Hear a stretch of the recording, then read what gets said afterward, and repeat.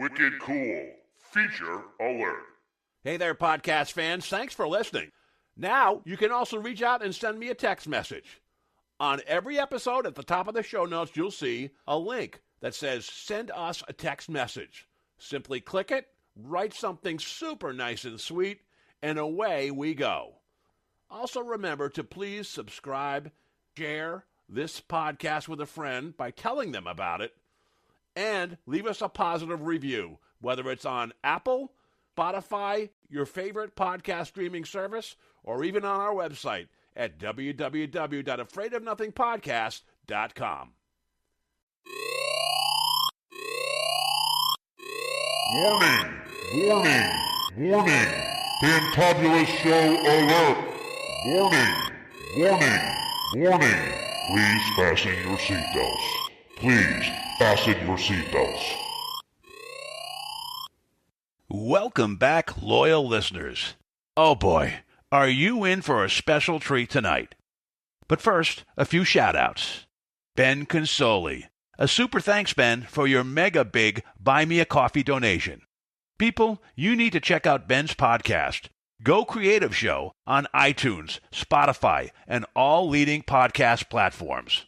The Go Creative Show is dedicated to creative professionals in the video, film, TV, and music industries. Hosted by my good friend Ben Consoli, director and owner of BC Media Productions. And a shout-out to old pal Rob Guttrow, a pet psychic and best-selling Amazon author. Thank you, Rob, for your Buy Me a Coffee donation. Rob's latest book, Ghosts of the Birdcage Theater on a Medium's Vacation, is available on Amazon. I suggest you check it out. Or go to our website and check the affiliates link, where you can get a link there and help out our show at the same time. Finally, we have another Boffo review. This one from Kristen K. Kristen writes, authentic, awesome, fascinating. I thoroughly enjoy the podcast, and it's within my top 3 rotation on Spotify. I look forward to checking each week for the new episode. And even the subjects that I don't initially think will be as interesting to me actually are. May have something to do with the delivery. I appreciate the genuine and authentic vibes and the transparent approach to exploring the paranormal side of life. Love this guy and his guests, especially Little Frog and Kyle Carvin, and have added Lilydale to my list of must-visit locations. Please keep creating this great content. About to listen to the Afraid of Starting Your Own podcast episode and really looking forward to it. Thank you, Kristen. I think you're going to look forward to tonight's episode, too. It features Mark Anthony, known as the Psychic Lawyer, also the Psychic Explorer. Mark is a best-selling author whose latest book, The Afterlife Frequency, is about to provide a lot of answers for all of us. And you'll meet Mark coming up after this opening bit. Sci-fi sound effect by Zapsplat.com.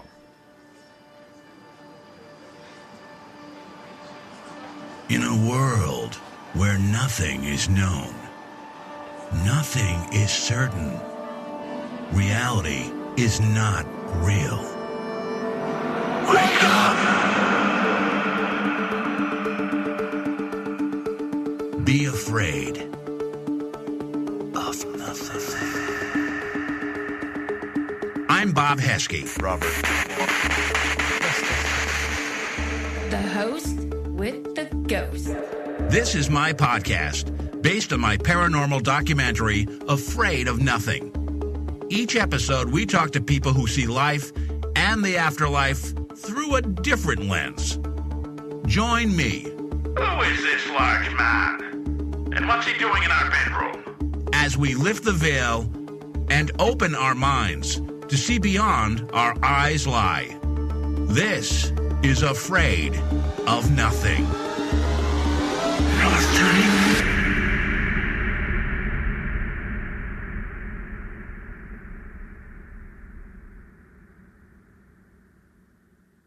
Mark Anthony, J.D., the Psychic Explorer. Mark Anthony, Psychic Explorer, also known as the Psychic Lawyer, is a fourth-generation psychic medium who communicates with spirits. Mark is an Oxford-educated attorney licensed to practice law in Florida, Washington, D.C., and before the United States Supreme Court. This psychic explorer travels to mystical locations in remote corners of the world to examine ancient mysteries and supernatural phenomena. Mark appears nationwide on TV and radio, including CBS TV's The Doctors and Gaia TV's Beyond Belief with George Norrie. Mark is the co-host of The Psychic and the Doc on the Transformation Network. He is a featured speaker at conferences, expos, and universities, which include Brown, Columbia, Harvard, and Yale. Mark Anthony is a columnist for Best Holistic Life magazine. He is the author of The Afterlife Frequency, published by New World Library. His other best-selling books are Never Letting Go and Evidence of Eternity. Mark's website is www.afterlifefrequency.com. That's www.afterlifefrequency.com. Now, please welcome Mark Anthony. We are here with a fantastic guest, and I'm really excited about. His name is Mark Anthony. He's known as the psychic lawyer, the psychic explorer. He's also the author of a tremendous new book called The Afterlife Frequency. Mark, welcome to the show. Thanks, Bob. It's great to be here, and I appreciate you having me on your podcast. Oh, God, I heard you on several podcasts, and that's how I kind of like seek out and stalk guests. If I'm going to bed and listen to a podcast and they keep me up all night and I want to hear another podcast, you're one of those guys where I listen to like 2 or 3 podcasts in a row because I thought what you had was so great. And this book is amazing. I mean, let's just jump right into it.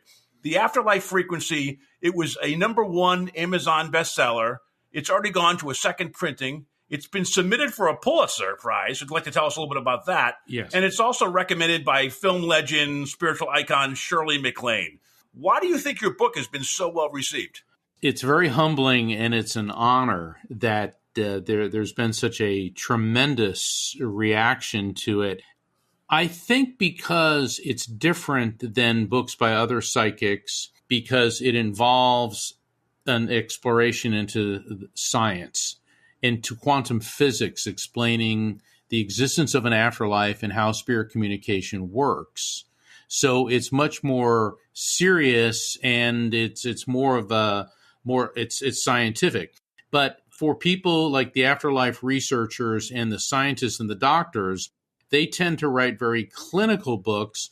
So while I address the science and the biology behind all of this, I also illustrate all my concepts with compelling, riveting, fast-moving, and even sometimes funny stories. So I think that it's being accepted so well because not only is it scientific, but it reads like a juicy novel. Yeah, we were talking about that before the show, and it's like I was thinking The Afterlife Frequency. This sounds like it will be a great movie, and when people start reading it, it plays out like a great movie. It's got evidence-based data, and it's got great stories that kind of support what you're putting forward, and it's really kind of amazing. How did you get the backing from the scientific community, and how did you get the impetus to submit it for a Pulitzer Prize? Well, the Pulitzer Prize came out of the blue. I received an email from Columbia University as saying that it had been submitted for a Pulitzer, and I'm like, what?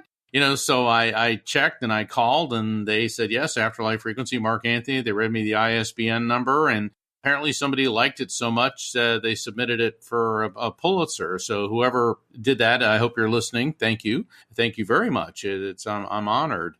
And I'm sorry, what was the other part of the question? You have the backing of the science. Oh, the scientific community. Yes. What happened is, well, for the past decade at least, I've been a keynote speaker at afterlife conferences and conventions nationwide.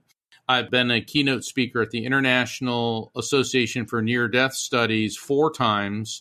In fact, this year in 2022, over the Labor Day weekend in Salt Lake City, the International Association Near-Death Studies has invited me to give a presentation as a distinguished speaker. So I'm doing that again. I've also spoken at the Afterlife Research Education Institute, the Edgar Cayce Association for Research and Enlightenment. I've spoken at Brown, Columbia, Harvard, and Yale, and the Vail Symposium, the Sedona Spirit Symposium. And what's happened is, because of the way I present a balance between the spiritual and the scientific, I've gotten to know the top afterlife researchers in the field, and basically one of them said, Mark, we've accepted you into the fold because you're not a quack. I think one of your great skills is being able to take a concept and make it so that the average person like myself can understand. For example, you describe the human soul as the electromagnetic soul, which I guess the way I would describe it, you can correct me, which really is another name for consciousness that is, as a pure form of energy, never dies, correct? We call that the electromagnetic soul that we all have. Absolutely. The EMS, the electromagnetic soul, that describes, Bob, what we really are, which is pure consciousness that is eternal electromagnetic energy. And in a nutshell, if you look at every great spiritual teacher, let's go back 5,000 years ago to the Hindu sages of ancient India.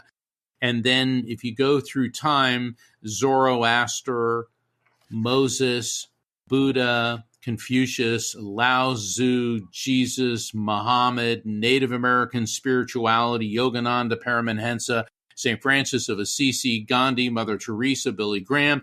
I mean, you come all through thousands of years of theological teachings, and they come down to the soul, the who and what we are. Pre-exists the body, comes into the body, and departs at physical death and lives on. We know from the laws of thermodynamics and physics, energy is neither created nor destroyed, only transferred from one form to another.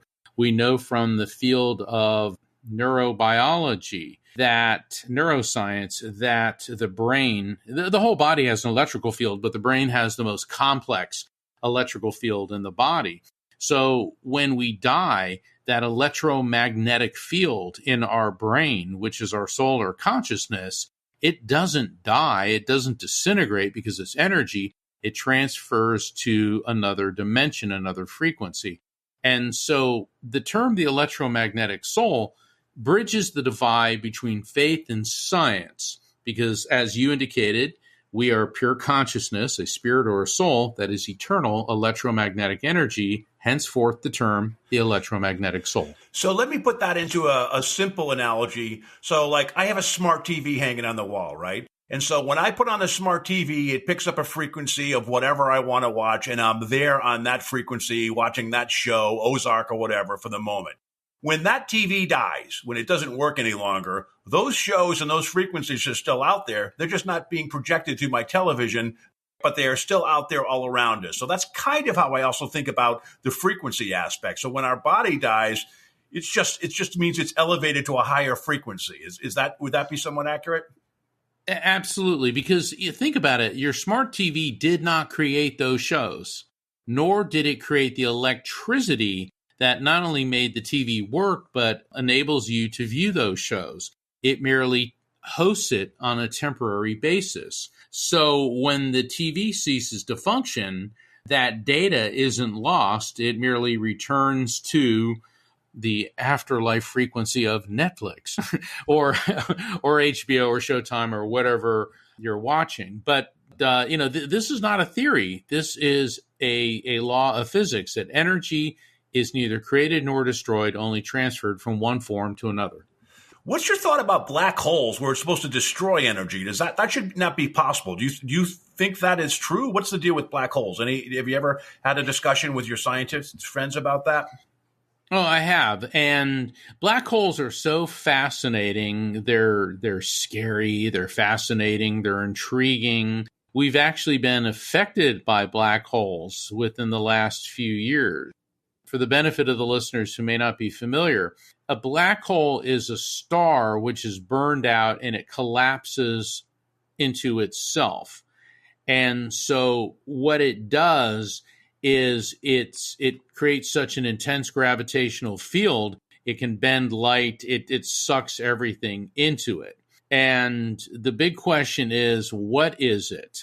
What exactly does it do? Is it just a concentrated form of matter, or does the black hole, when it collapses, create a portal to another dimension? So maybe the energy quantum leaps from one dimension to another. So there's a lot of debate as to what it is. So back in 1916, Albert Einstein theorized that there were gravitational waves, and that gravitational waves would be caused by two black holes which collide. Now, that's a tremendous amount of energy. And so that it would create these ripples in space-time that could affect everything. So in 2016, LIGO, the Laser Interferometer Gravitational Observatory, detected gravitational wave. So Einstein's theory then became scientific fact. Now, here's the best part, Bob. The gravitational waves that it detected were tracked to the collision of two black holes 1.8 billion light years away. Wow. Now, let's get an idea of how far that is. A light year, that's the distance light travels in a year, is 5.3 trillion miles. So let's multiply 5.3 trillion by 1.8 billion. I tried to get the actual figure, because I'm always curious about these things. And my computer gave me a number, and the number was to the 21st power. So basically, the eventual number had 21 zeros. I was going to say my abacus mark doesn't go that far, so I couldn't do that. No, and I can't even get my computer to display it. So I'm going to keep working at it because I'd like to get the number with all 21 zeros for one of my lectures. But the thing is, what does that tell us? Well, first off, that Albert Einstein's genius is ratified yet again. Secondly, that we're all interconnected. Now, we hear that a lot. You hear that the new age, we're all interconnected. All right, and which is true. We know from quantum physics that everything on the subatomic level is energy. We're all energetically interconnected. We know from the great spiritual teachers, we're all brothers and sisters. We're all interconnected. We're all cells in the body of God. But we were actually affected by something that happened 1.8 billion years ago. And the energy that resulted from the collision of those two massive black hole, the energy that was thrown throughout the universe, it affected us. So I think that that's really fascinating. I hear, astrologers and all that, the stars affect us. Well, in this case, they really did. Yeah. So we have to keep an open mind about all this stuff. No, that's great. I had a question, too, about the afterlife frequency. How wide is that band? And I asked that question because I've had guests on the show that believe like the afterlife is many different like locations or different levels, So is the afterlife frequency, is it kind of different for every being? Is it like a wide band of several channels, but it depends on how far your soul has evolved? How is the afterlife frequency constructed based on your hypothesis? I don't know if anyone has the answer, and we have to realize that we're all getting glimpses of it. When I say we're all the people who study this. So nobody has all the answers, but we do have insights. But we know that everything vibrates. And the afterlife frequency, think of our world as AM radio. All right, we use frequency, vibration, and we're vibrating at a lower frequency than the afterlife frequency, which is, vibrating at a much higher rate. And it appears, based on the thousands of readings, spirit connections that I've made between people here and loved ones in spirit, it isn't just one big, okay, we're all together. I mean, they are all together, but there's different frequencies within the afterlife frequency. And the best way I can put it is people like Osama bin Laden and Adolf Hitler go to a much different frequency than a St. Francis of Assisi, a Gandhi, or a Mother Teresa. But it's also not a static state. So you can be, have led a negative life and you go to the other side, to the afterlife frequency, but you don't necessarily have to stay in that frequency. You can evolve beyond it. But to completely understand it, I think, is beyond our brain's finite capacity of perception. Totally understandable. But I think the afterlife frequency and the hypothesis you're putting out there is brilliant, and it is something we can at least get our mind around. I heard on one podcast you mentioned that our soul is like a drop of water that leaves the material world to go to the ocean of souls on the other side. Do we become aggregated into this greater ocean, or do we both maintain our identity and are part of the greater one synchronicity? Are we both at one time, or? Yes. Yes. Yeah. And that is such a great question. And that's the analogy that I use, is that our soul's like a drop of water, like you said. And when we die, it plunges into the collective consciousness, the sea of souls. But that drop maintains our individuality. But now we're linked to other souls that are linked to other souls that are linked to other souls, so on and so forth. And that's why during spirit communication, spirits can come through and they can project information, transmit information to me or, to whoever the recipient is, that far exceeded the scope of anything they knew here in this world. It also explains why spirits can perceive future events. And if you'll indulge me for a moment, a very, very basic understanding of quantum physics is, we know from science, Bob, we all had to study this in school, everything's made of molecules. Then molecules, in turn, are made of atoms. Atoms are made of electrons, protons, and neutrons, which in turn are made of a smaller particle, which is a quantum, ergo quantum physics. And that's pure electromagnetic energy. Now, for the physics buffs out there, technically an electron is a quantum because it's 1/1800th the size of a neutron. So I'm making sure that I say that.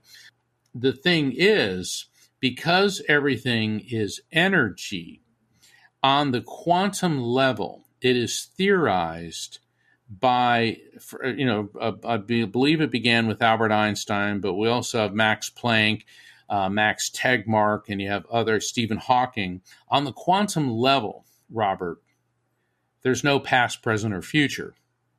It's all occurring simultaneously. And that's because each event in our lives is a coordinate. And so the way I like to think of it is, think that you're hovering over a baseball field, a drone hovering over a baseball field, and you see the players on all bases and in right field, center field, left field, shortstop, pitcher's mound, catcher. Well, those players are different coordinates in your life. So let's say that the catcher is you at age 1, first base, you're 10 years old, second base, you're 20. So you're seeing yourself at different ages. And we think, because we live in the material world, we think that time moves in one direction. In other words, so when you hit the ball, you got to run from home plate to first base, then to second, and then to third. So we think that time is linear and moves in one direction. But now that you're hovering over the baseball field, you're seeing everything happening at once. So what happens when you're 75 years old is occurring at the same time as when you're 7 days old and when you're 12 years old, et cetera, et cetera. And so that would explain why it is that spirits can perceive what you and I would consider to be future events, because we think the future is something that, well, we haven't gotten there yet. We're heading in that direction, but it's the great unknown because it hasn't happened. Whereas on the quantum level, spirits are able to perceive that because they have access to it. And that's part of what it means to be an electromagnetic soul, which is connected to the collective consciousness. So it's like a wave, right? Like a wave function. So we only see, what do you call it, electron or proton or whatever. We only see one finite thing. So we notice one thing. So when you get a bad feeling about something that's going to happen, that outcome is already out there. We just haven't observed it yet. And it's the observation that makes it real, at least in this existence that we're in. Exactly. And trust your intuition, because we all have the ability to tap into this energy. And so, you're a parent, right? Yeah. You ever have a bad feeling that, gosh, something may happen to one of my kids, and then it does? Yes. Do you think that was just a coincidence? Or perhaps were you picking up on that quantum electromagnetic energy? And see, that's something that if you talk to any first responder or anybody in the military, my dad was a SEAL. A lot of my friends through the years have been cops and paramedics, and everybody, military, paramedic, first responders, they all say, trust your gut, trust your intuition, because if you don't, you'll end up dead or even worse. And that is like women trust their intuition. For guys, when we put it into instinct, okay, when we start talking about instinct, gut instinct, then we're going to start listening to it. But this is a very real phenomenon. And that's one of the things that I do write about in the Afterlife Frequency. And I do explain to people how to start to work with it and even get more out of it. Yeah, I want to jump into the construct of the book and the raft technique in a second. I do want to start with a little bit of your origin story, just so people can get a flavor of your psychic background. You grew up in a family that you weren't the first one. Both your parents had psychic abilities, and I think it went back even generations before that. There's an interesting story you have where your parents realized for the first time that you might have psychic abilities, and your mother and your father had different reactions. Do you mind sharing that? No, I laugh because it really is a happy memory. I was about 3.5 years old, and I was playing with, or rather, interacting with my invisible friends. Now, that's not a weird thing or unusual thing for a toddler to do, but when mommy and daddy can see and perceive who you're talking to. And I'll never forget, mom goes, "Oh, he's got it." And dad's reaction was, "Oh, he's got it." And they had very, very different feelings about this. My mother's side of the family, her grandparents and her father, or her mother was born in America, but they were of Italian descent. And the Italians looked at it as a gift from God, the gift of second sight. In fact, my mother's grandmother, my maternal great-grandmother, Giovanna, was known in the Italian community of North New Jersey and Little Italy. Think Tony Soprano meets The Godfather. Okay, that's the area, right? Yeah. All right, and because, there's a lot of Italians in that area, but she was revered in the Italian community as the woman who knows things. In fact, even priests, cardinals, many people in the Catholic Church, nuns used to go to her for her wisdom and counsel. So they looked at her abilities as something almost sacred. And I'm not making this up, because in 2016, PBS, Public Broadcasting, did a 4-hour special called The Italian Americans. And, gave the story how the millions of Italians came over here. And they actually did an entire segment on Giovanna and referenced her psychic abilities. So it was really cool seeing it actually documented on television. And I remember when it was playing, I was getting a phone call, my cousins were all calling back and forth, "Oh my God, did you see that?" So my dad's side of the family, they were very conservative Pennsylvania Baptists. And my great-great-grandfather on my dad's mother's side of the family actually founded a Baptist church in that part of Pennsylvania. But my dad, his sister Marjorie, he had 3 sisters and a brother. And my dad and his sister Marjorie were mediums, as was his mother Isabel and his maternal grandmother Grace. Now, they had a very different view of this. First off, small town in Pennsylvania, Baptists, it was not something openly discussed. This is something you kept behind closed doors. And my father's sister Marjorie was an extremely gifted and sensitive person, very gifted medium. And unfortunately, she married a very religious guy, an evangelical religious fanatic, for lack of a better term. He didn't appreciate her abilities. He saw it as something evil. And one day he was getting ready to go to work. He worked as a machinist at a steel plant in Pennsylvania. And Marjorie begged him not to go to work. She said, "I have a terrible feeling. I know something horrible is going to happen." She threw a fit, and he said, "Fine, I'll stay home." Well, that day, a crane that was lifting thousands of pounds of steel beams, the cable snapped, and it crushed the machine shop that he worked in and killed everybody in it. Now, if he'd been there, there's probably about a 99% chance that he would have been in it. One would think he may have been grateful, but he saw this as the work of Satan. And he actually found a psychiatrist to diagnose her as schizophrenic. And one night, literally, men in white coats came and they dragged her from her home, put her in a straitjacket, took her to an insane asylum. That's what they called them back then, where she was forcibly subjected to electroshock therapy for a period of 6 months. Oh, that's horrible. Oh. It's horrible. And my mother was furious. She said, I don't want that man, meaning her, my dad's brother-in-law, in my house ever. My father was furious. Marjorie was a shadow of what she'd once been. And I never met Marjorie. This happened decades before I was born.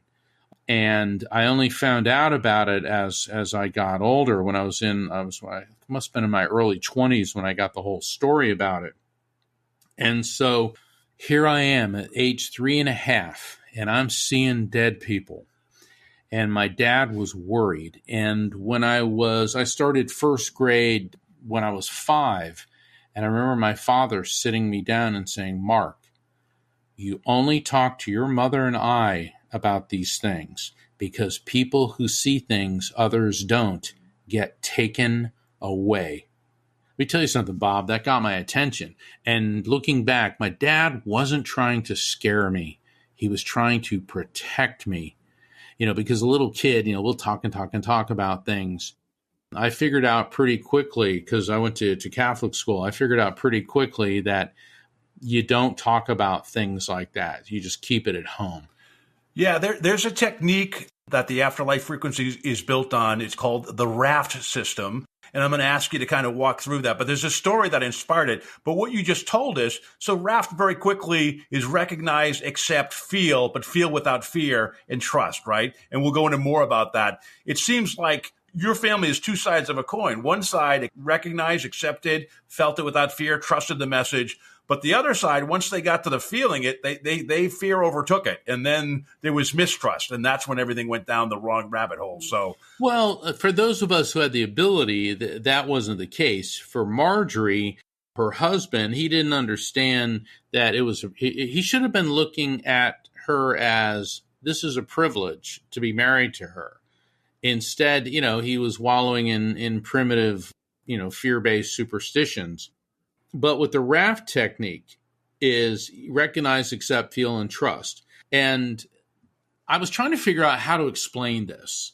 I was working on the book, and because the intent of this book is not to turn people into mediums. I see a lot of my colleagues become a medium. They do mediumship courses. And some people, we all have to some varying degree. But that's like me saying, Bob, I'm going to turn you into an Olympic swimmer. Oh, boy. Okay. Take my course and you'll win gold medals too. Sign me up. Yeah, exactly. We're not all, we're all different. Some people are better at this than others. It's because you have a genetic proclivity for it.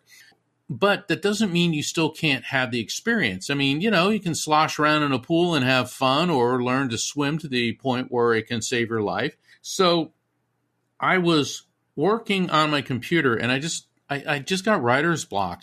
I couldn't make any headway out of this. So I thought, all right, I'm going to go for a walk on the beach. So I live near the ocean, so I'm walking down my driveway, and all of a sudden I get these tingles and cold chills. And I've been connecting with spirits my whole life, and I was thinking, okay, something's going on here, because I live in Florida. It was a hot day. It wasn't like I was cold, and but I felt guided away from the ocean. So I turned and went the opposite direction and began to walk on this bike path. And so I'm walking on the bike path. It's around 11 in the morning, and I see these two objects shining in the light. And I walk up to them, and it's a nickel and a penny. So I go to bend over to pick them up, and I hear my mom's voice in my head. Both my parents are in spirit, and I hear Mom say, if they're not heads up, it's bad luck. And I started laughing because the Italian side of the family, we have a superstition for every occasion, and I'm laughing. And then I hear Dad's voice, it's money, grab it. So now I'm cracking up, and I scooped up this nickel and this penny, and I go, oh, 6 cents. And I go, wait a second, 6 cents. Wow. And the chills and it just like overwhelmed me. And then in my mind's eye, I saw a vision of my dad standing in the ocean up to his waist, and he was holding this blue canvas raft that he used to body surf on. My dad was a Navy SEAL and a scuba diver, a swimming instructor. I mean, he was cool. It was great having him as a dad. But I saw the raft, and he looked right at me in this vision, and then I realized what raft meant. And I could hear my parents saying, you have to teach people how to recognize signs from spirits, accept them as real, feel it without fear, and trust the message. Bob, I did an about face. I ran back to my computer, fired that baby up, and words just flew out of me. I wrote like 10 paragraphs, and then I realized that that's what it is. Because all the time, we're surrounded by messages from spirits. It could be in a dream. It could be you trying to interpret maybe a glimpse you caught out of your peripheral vision. Perhaps you're driving in your car and suddenly you decide to turn on the radio and there's that song. Maybe you have a weird electric anomaly. Maybe you actually see an image of the person. So there's many different forms of how spirits will communicate with you. But what about if you have a near-death experience, or you're part of a shared death experience where somebody is close to you is dying and you're in close physical proximity, and you begin to see some spirits that are around that person as they're dying? This is a very highly reported phenomenon. And it's not just family members and close friends that see it. It's hospice workers, other healthcare workers. So shared death experiences, and I go into that in great detail in the book. So the raft technique teaches you how to make sense out of all of these and recognize, okay, you start to recognize the signs, then you accept it. Okay, so far so good. Feel it without fear or without overthinking it. Now, the third step is where people go wrong because they get spooked, or no pun intended, or they overthink things. Oh, this is a hallucination. It's my imagination. This can't be. It's a coincidence. And then everything fizzles out. But with practice, you begin to feel without overthinking, feel it without fear, and then you trust the message. Trusting the message is very important because in this day and age, there's so many people that think, oh, I received some spiritual message to go commit acts of anger, bigotry, hatred, and violence, blow stuff up, start insurrections, hurt people. Those are never messages from spirits. Those are never messages from the divine. That is a byproduct of somebody's ego, and they're looking for a moral justification for it. True messages from spirits are not controlling. They're not about anger, bigotry, hatred, violence, or rage. They're about love, healing, peace, resolution. That's the difference. And so I explain all of this in the raft technique, and I give the readers some examples how to start employing it. And over time, it becomes second nature, and then you'll start seeing how frequently our loved ones in spirit are reaching out to us. You mentioned a lot of times people lose it on the feel without fear. Do you think recognize is a stumbling block too, that most people have blinders? Which of these 4 steps do you think the majority of people who aren't the least bit awakened have a problem with? Do you think most people, is it the recognize or is it the feel without fear? It's the feel without fear, because what will happen is somebody like, all right, I was doing a reading the other day, and during the reading I said, I'm seeing a quarter, okay?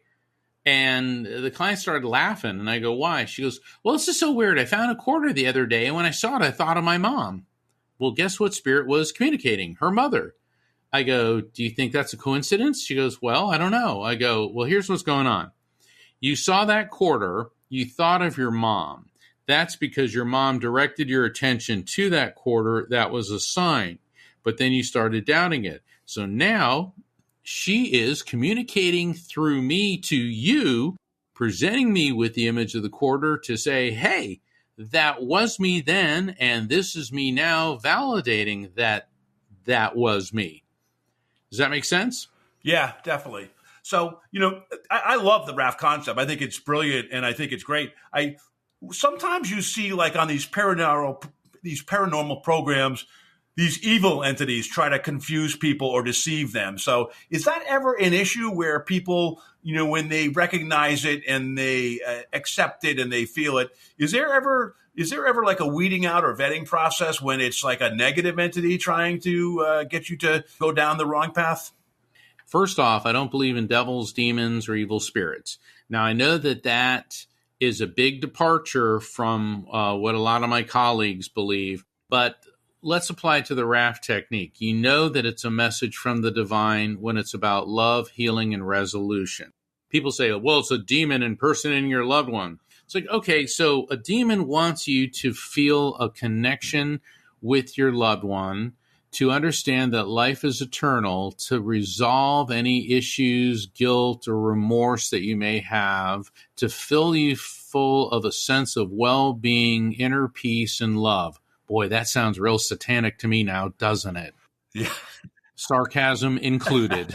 No, and I appreciate you going down that path and being willing to tackle it. That's great. I try to avoid politics. But when you hear people saying, I am a shaman, let's start an insurrection that results in violence, bingo, that has nothing to do with spirituality. Or, in the name of our religion, put on this bomb vest and go blow up a bunch of unarmed, innocent people. Now, how does that have anything to do with spirituality or God? And one of the issues I've always had with the news media is when they're talking about these various terrorists and they talk about their spiritual advisors. Let's back up a bit.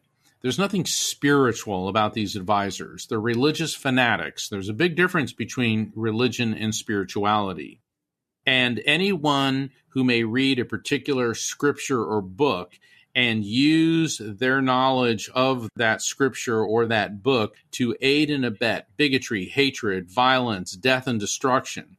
That is not spiritual. That is ego, edging God out. The reason I don't believe in evil spirits in hell is because it exists here on earth.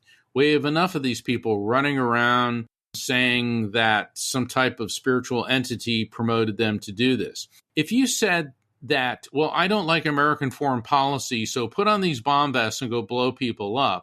Or if you say, if you do this, you will receive a reward in the world beyond this one because God is ordaining this, well, you're going to get more stupid people to follow the second option than they will the first. And I know I'm getting a bit edgy here, but that's the truth. And people need to understand that. So for the media listening, the next time you're talking about a jihadist, please don't refer to the religious fanatic advising them as a spiritual advisor. Please refer to them as a religious advisor. Because a lot of the Muslims that I know are horrified to see their spirituality and religion being perverted by religious fanatics. It's the same thing, when you hear people that say that they're Christians, and the only thing that comes out of their mouth is hatred and anger and bigotry and condemnation. Saying that you're a Christian no more makes you a Christian than standing in a garage makes you a mechanic. You've got to walk the walk, talk the talk. You got to do it. If you want to be a good Muslim, you've got to do what the Quran teaches you. If you want to be a good Christian, you've got to follow the teachings of Jesus. And let me tell you something. Jesus set the bar pretty high because love your enemies, turn the other cheek, treat others the way you want to be treated. It's real easy to say. It's a lot harder to do. So do you think evil, and then is my last question, do you think evil is generated by man's ego and free choice? Absolutely. Absolutely. Because think about it. The reason I call ego edging God out, whenever, and I'm going to ask you this, whenever you've done something unkind to another person, were you acting out of consideration, compassion, and love for them? Or were you acting out of a me, selfish center? I'll answer that with an example, Mark. I bought a car. It's a Honda Accord. The turn signal sticks. So I'll take a right turn and I'll be driving a mile down a road and the turn signal is still saying I'm going to take a left. So, I have his favorite place. I go for a bagel in the morning. I drive back. I do this side road. I come up to this road and his car goes out in front of me. And I'm like, yo, son of a so-and-so. And then she pulls up next to me, rolls out her window and says, your turn signal was on. And then I realized it wasn't that person that I placed this evil thing on. It was myself. Exactly. And see, anger is a punishment that you inflict upon yourself for someone else's mistake. Yeah. I appreciate going down that path. Let's talk about the construct of the Afterlife Frequency. How did you organize the book, and who do you think it's intended for? I think it's intended for everybody. Anyone who wants to understand that there's a logical basis for spirituality, for spirit communication, for the afterlife. Because, as an attorney, I question everything. I've always had a problem with these belief systems that just say, believe what we tell you. Well, a lot of people want the direct experience, and we're all capable of having the direct experience. A lot of people need some type of logical explanation. Believe without seeing. Well, that's nice, but that really doesn't work for a lot of people. And so the Afterlife Frequency is for anyone who enjoys a good page turner, because there's a lot of really gripping stories in it. But it's also for people who want to see that there is more to life than what our five physical senses can perceive, and that when someone we love dies, he or she did not disintegrate into nothingness, but instead has elevated to a higher level of consciousness and is now an eternal living being. Do you think it helps us get ready for our own ascension? I just want to throw out a quick example. Like, I've talked to a pet psychic in the past, and he's talked about how when animals die, it's like a green field and they jump right over to it. They leave their pain and everything behind. But I know firsthand when my mother died, she had dementia. She spent a week struggling with every breath, trying to stick with her body, even though she was in her worst condition ever. It's almost like a fear of jumping out of a plane. Do you think your raft technique in your book helps people when they eventually have to come to that moment, that it can almost kind of coach them into the mindset they need to have? I think so, because having an understanding that there's an afterlife is extremely helpful.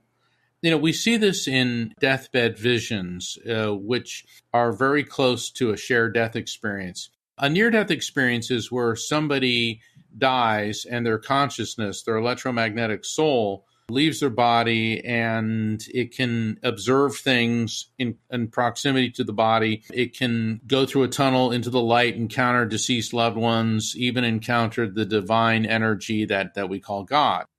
And a shared death experience is where people who are in close proximity to somebody who is dying, it usually occurs in cases of terminally ill people, and there's family, friends, healthcare, and hospice workers in close proximity. And so when the person is transitioning, their electromagnetic soul its energy is expanding and also interphasing with the afterlife frequency, which is why people who are near death will oftentimes start to talk about their loved ones who've died. Like, oh my gosh, there's Aunt Martha, there's my mom, there's my brother, all these people who've died. And, a lot of times this has been passed off as, oh, well, it's a hallucination and they're dying. But upon closer examination, based on what they're saying, it appears to be a direct encounter. But here's where it gets even better. People in close proximity start to see them too. And actually, when the person dies, they'll see like a burst of light come out of their body. They may get a dizzy sensation where they feel like they're being lifted up off their feet. They may get this sense that they're, for a moment, in some other dimension. What's happening is their brainwave frequencies are overlapping with the higher vibrational frequency of the electromagnetic soul of the transitioning person, as they are leaving this world and transferring to the afterlife frequency. And so this has been documented for thousands of years. I mean, who didn't love Betty White, right? Yeah. Well, Betty White was married to the love of her life, Alan Ludden. They were married for 18 years.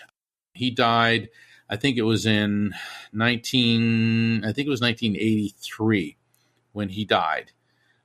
And Betty White lived another 40 years. So she died just a couple weeks shy of her 100th birthday. Yep. And her personal assistant said that right before she died, she opened her eyes and said, "Alan." Isn't that interesting? So the spirit of Alan Ludden was there to greet her at the moment of death. Yeah, you mentioned this. I did a documentary called Afraid of Nothing, which inspired the podcast. And one of the stories, I talked to a bunch of different people, a bunch of different chapters on, from everything ranging from EVPs to ghosts to science. There's a quantum physics aspect to it. I bring back some of the people you saw earlier in their stories. And one woman shared a story about how she was a caregiver, this is decades ago, where you were a caregiver at home for her mother who was dying of cancer. She heard a noise at night. She went in, thought her mother was calling her, but she was actually talking to someone that she saw by the bed, which she thought was her grandmother. She believed was her grandmother.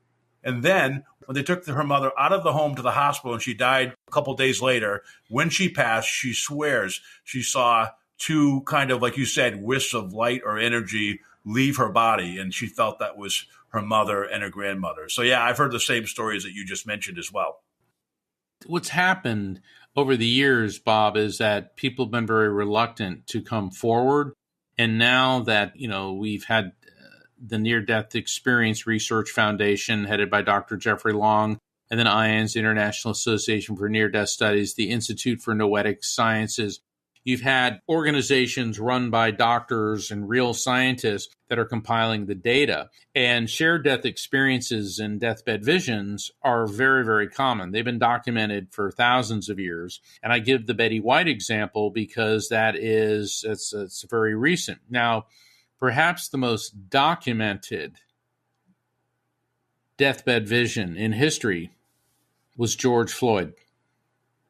Really? Because, yes. You had the officer having the cop had his knee on his neck, and George was being filmed by a lot of people on cameras, and he said, "Mama, I'm through." He was extremely close to his mother. She had died some years before. And I'm not trying to play politics or start anything, but as a near-death experience researcher and as a medium, when I saw that, it's like, whoa, hold the presses here. And I had to look at that over and over. Now, why would he say that? That is just amazing. Why was he talking to his mother? She had died years before, and he was so very close to her. And right at the moment of his death, "Mama, I'm through." Yeah, that's amazing. I wasn't aware of that. I thought you were going to say Steve Jobs when he died, and I think he said "wow" or something. Well, I do think that Steve Jobs is another incident of a very heavily documented shared death experience, deathbed vision, because he looked up and said, "Oh, wow." Yeah. Oh, wow. So a lot of people have these experiences where they see the spirits of their loved ones. Now, as a medium, I've been called to the bedside of a number of people as they were dying. The families want me there, and many times the person who's transitioning wants me there. And it's really heavy. It's really heavy duty, but it's beautiful when I start to see how many spirits are coming forward. And in one incident, I described 27 different spirits, and the family members of the woman dying were able to positively identify 21 of them. It had to be an Italian family, right? Was it like all those relatives coming back, or was it? I'm half joking there, but well, yeah, I know. But the thing, well, get this: during part of it, I go, "There's a ginger-colored cat, like an orange tabby." I said, "Harpo?" And her kids go, "Oh, dear God, Mom had an orange tabby 40 years ago 40 years named ago. Harpo." 40 years ago. Well, the woman that was dying she was in her 90s. And the 6 people that they couldn't identify, they think were like great-great-grandparents. They said, "We don't have enough information." But like her 2 sister-in-laws came through because I said, "Dottie and Dolly?" And they go, "Oh my God, Aunt Dottie, Aunt Dolly." And I'm like, and they were describing them. It was such an honor to be part of that.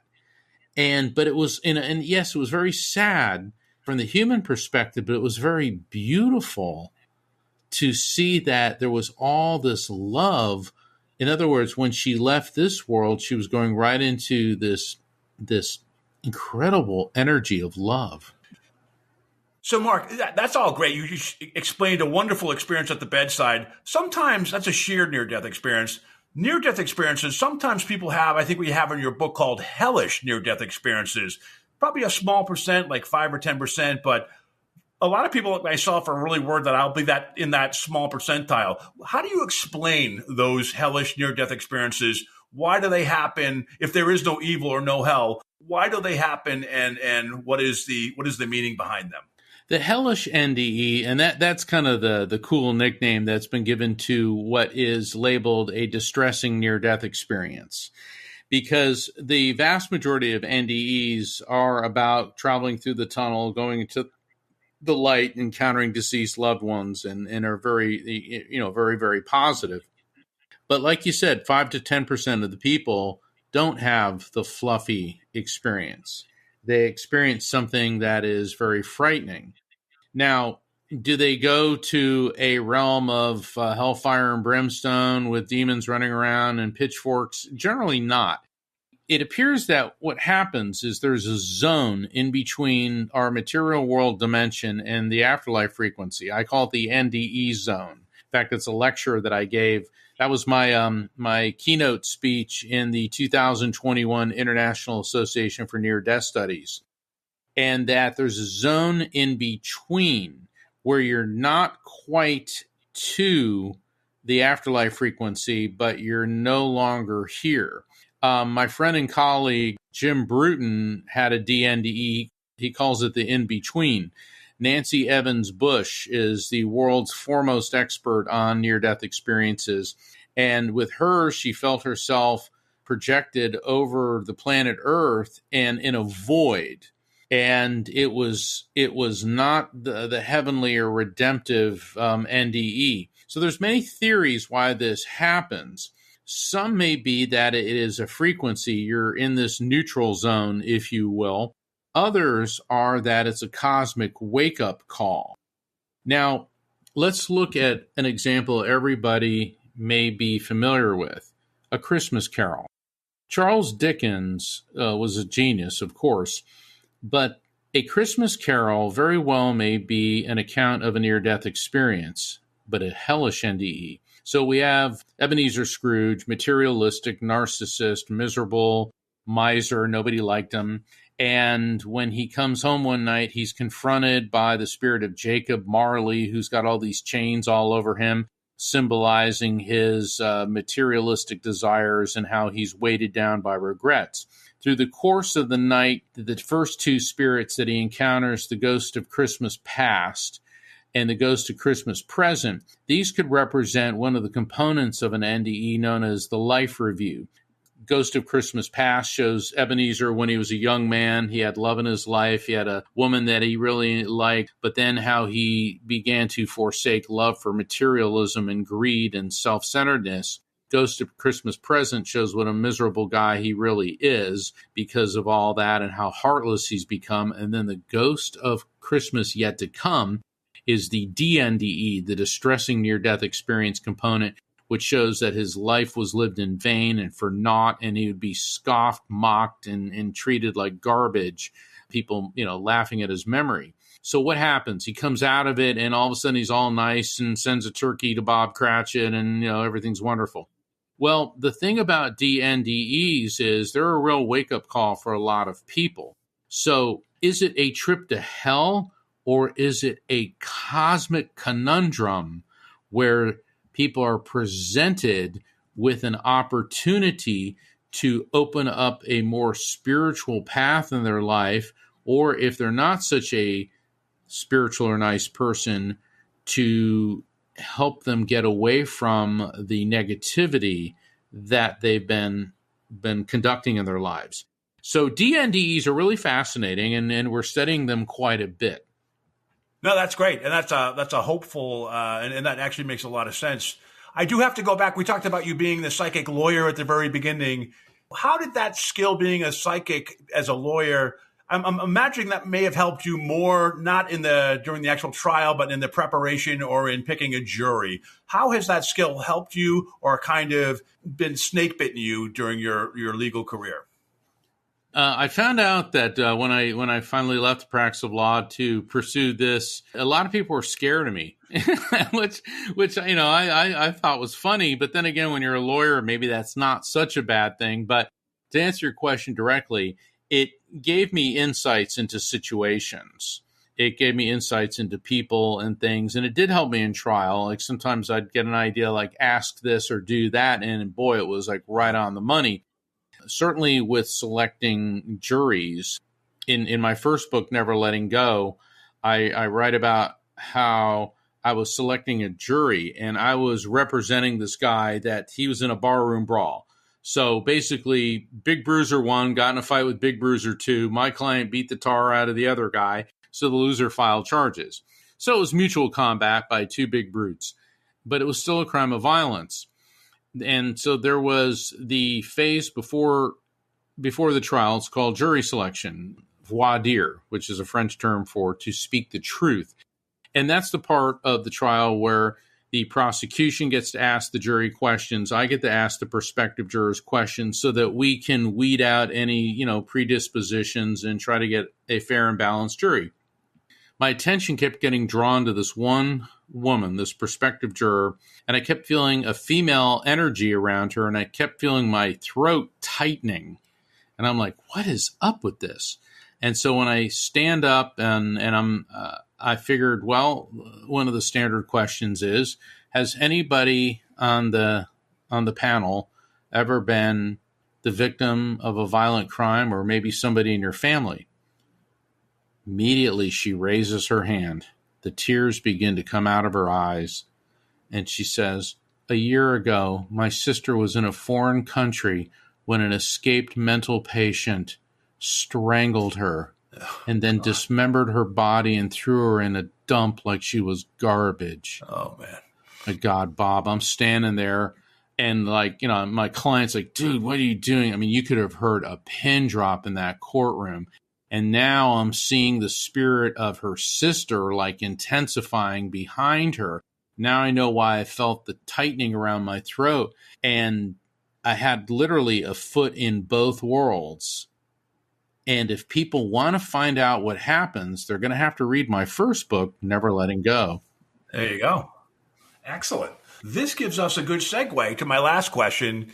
You've just written The Afterlife Frequency. It answers the ultimate question. It answers it in a way that many people can understand. It gives some great stories to kind of add reality and relevance to it. What do you do next after writing that book?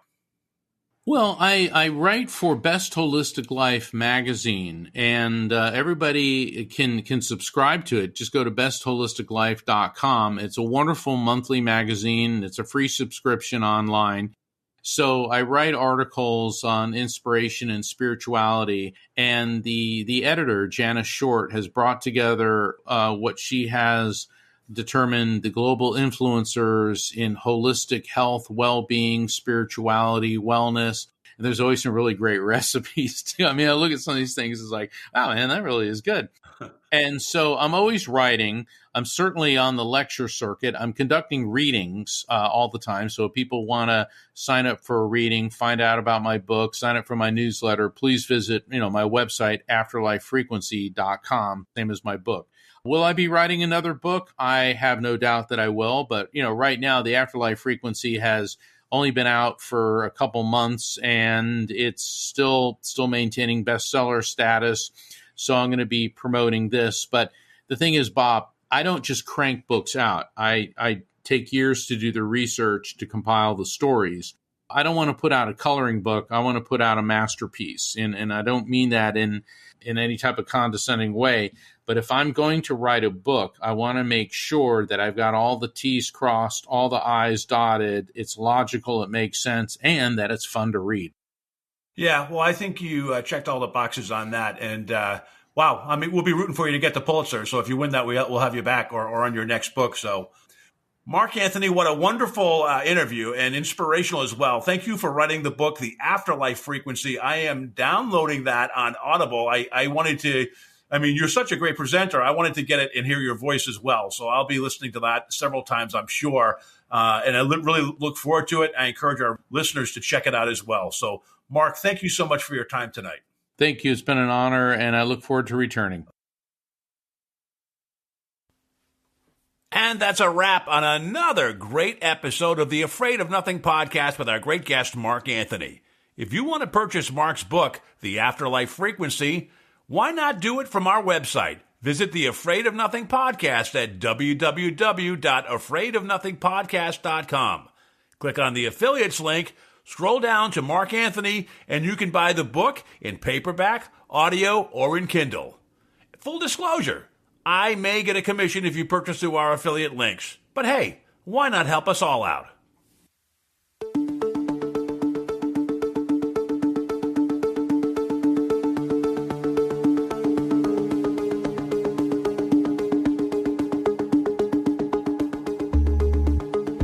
You've been listening to the Afraid of Nothing podcast. Please subscribe and like us on Facebook. Until next time, stay scared.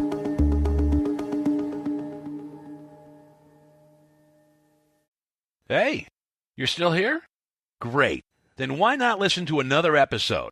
Visit afraidofnothingpodcast.com to peruse all the shows. That's afraidofnothingpodcast.com. And while you're there, click the coffee cup icon to buy me a coffee and leave a review. I'll give you a shout-out in an upcoming episode, and the world will know how swell you are.